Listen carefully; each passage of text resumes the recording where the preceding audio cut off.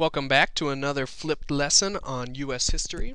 This time we are talking about how Indians were removed from their territory as the United States was growing westward, so otherwise known as Indian removal. So our population was booming in the 1750s when we were still in the colony. The colonies were also trying to push farther and farther west into the territories, which were of course occupied by Native Americans for thousands of years. And of course, this movement, it led to conflict disputes, clashes over the land. So then, as you remember from the Revolution, that King George declared something called the Proclamation of 1763 to try and solve this problem. Well, was it successful?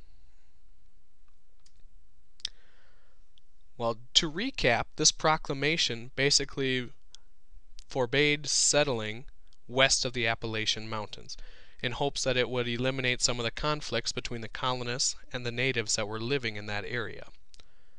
But of course, when you're told not to do something, it instantly makes you want to do it, correct? And the colonists wanted to keep expanding their territory to have more opportunities for land and for setting up successful farming. So by the time Andrew Jackson, so that war hero from the War of 1812, by the time he became president in 1829, the native population east of the Mississippi had already dwindled down to only 125,000. In contrast, the white population had risen all the way to 13 million in the young United States. So Jackson saw Indian removal as an opportunity to provide for the needs of white farmers and the needs of businessmen.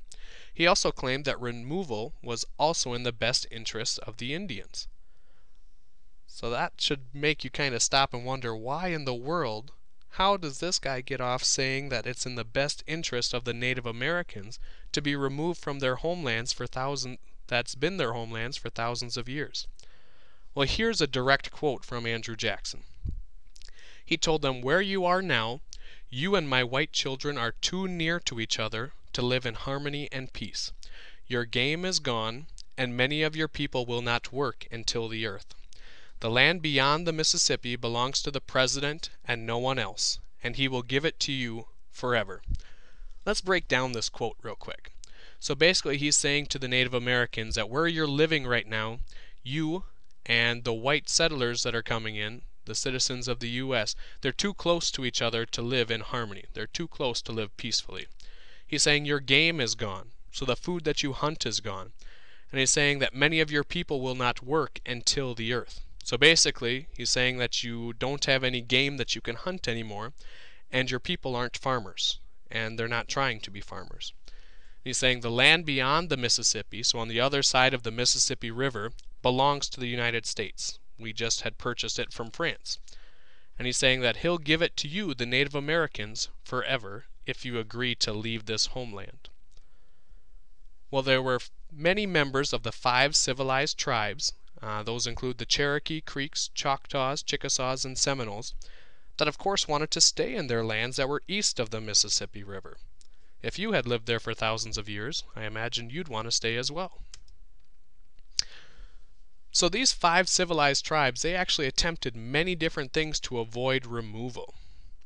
One thing that they did is they adopted a farming lifestyle. So in contrast to the quote that we read from Jackson, those five civilized tribes, they did start farming, and they did adopt that farming lifestyle. They began to receive formal education. They had their own, and they developed their own written language. They even established their own newspaper called the Cherokee Phoenix. And they even adopted the white man's idea of slavery of African Americans, and they established plantations. So they went a long way in pleasing and trying to adopt their idea of what was right for living, what was civilized living, in order to keep their homelands.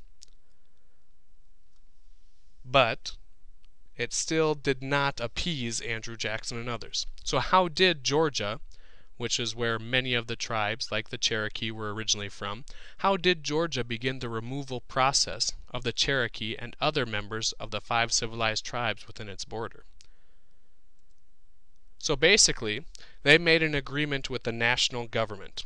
So in that agreement, the state of Georgia gave up a large tract, a large area of their land in exchange for the federal government negotiating treaties to remove the Indians, to remove the Native Americans. So basically they gave up a good chunk of their territory to the national government, and in return the national government had to negotiate treaties with the natives to remove them from the territory. So throughout the 1820s there were many, many legal battles over who owned this land, over whether the Cherokee owned the land or whether it belonged to Georgia and to the United States. And it led its way all the way up to the highest court in the U.S., the Supreme Court. So let me ask you this. How do you think the Supreme Court decided? Well, actually, the Supreme Court and Chief Justice John Marshall, they ruled that the Cherokee could keep their land because of earlier treaties that had been made with them. So according to the United States Supreme Court, the Cherokee should stay in their homeland. And furthermore, the court ruled that since the treaty was an agreement between two nations, they couldn't be overruled by Georgia. So basically they're saying that the Cherokee were an independent nation, an independent country, and the United States had already made different agreements with them, and a state like Georgia could not overrule that. What do you think President Jackson and the state of Georgia did next? Well, Georgia blew off the court's ruling, and President Jackson refused to enforce the ruling. Remember, he's the head of the executive branch, the one that enforces the interpretations and enforces the laws, and he refused to do so. He said, well, John Marshall has made his decision, now let him enforce it. As part of the Indian Removal Act, a law of 1830, federal agents misled tribal leaders into signing removal treaties with the government. So basically, many of these Native American leaders were tricked into signing treaties that led to their removal. And in 1838, the Georgia militia was ordered to force the Cherokee out of Georgia. So the Georgia Volunteer Army was forcing the Cherokee out of their homeland. 17,000 Cherokees were brutally rounded up and marched to the Indian Territory in what's today Oklahoma. As many as 4,000 people died along the Trail of Tears. And here's a quote from a soldier that was involved in the process. He said, I fought through the Civil War, which came after this, but he said, I fought through the Civil War and have seen men shot to pieces and slaughtered by the thousands. But the Cherokee removal was the cruelest work I ever knew.